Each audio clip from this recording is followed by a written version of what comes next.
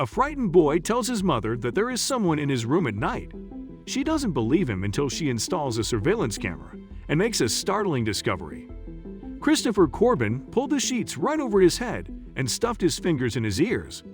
He thought that if he couldn't see or hear the monster, it couldn't get him, or at least he hoped so. Over the last few days, the monster had gotten bolder, and Christopher was sure that pretty soon he would feel those terrible claws dragging him out of bed and into the monster's lair. Then he'd be lost forever, and his mom wouldn't be able to find him. Lacey Corbin looked at 7-year-old Christopher worriedly. Her usually boisterous and talkative son was very quiet and picking at the cereals he usually wolfed down for breakfast. "Chris, honey," she said, "what's going on? Sometimes what may seem impossible is very real." "Nothing," Chris said. But from the way he looked away, Lacey knew he wasn't telling her the truth. "Come on, honey," Lacey said gently, sitting down next to Chris and putting her arm around him. "I can tell you're upset. Please tell me what's wrong." Chris looked up at her with tragic eyes. "You won't believe me," he said sadly. "Yes, I will, I promise," Lacey said seriously. "I cross my heart. There's a monster in my room," Chris whispered in her ear. "He lives in my closet, and he walks around at night and comes to the kitchen to eat. But I think one of these days he will eat me." Lacey's first reaction was to laugh, but she saw the dark shadows under her son's frightened eyes. It might be only fantasy, but it was real to Chris. "Okay, honey," Lacey said.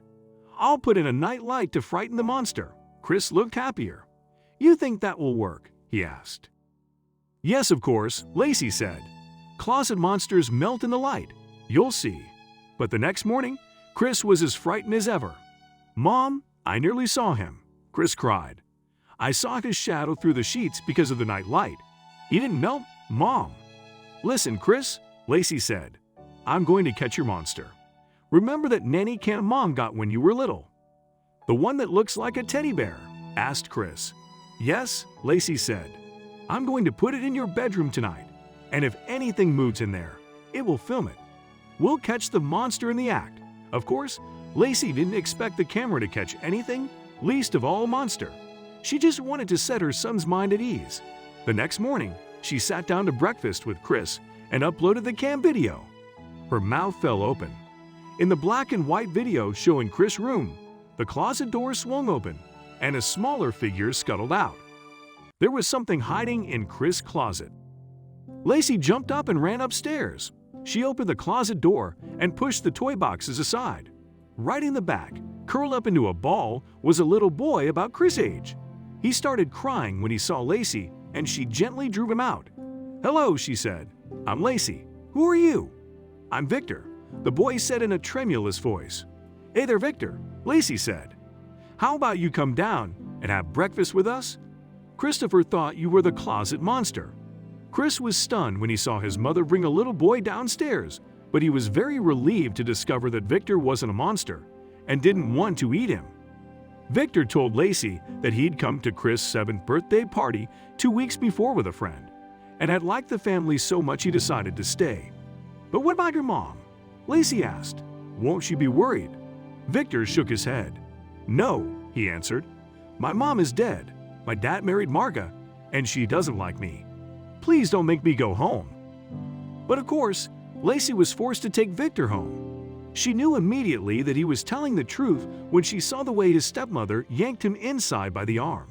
"Stupid boy," she screamed. "No dinner for you." The woman turned a charming smile on Lacey and explained that they had thought Victor was with a friend.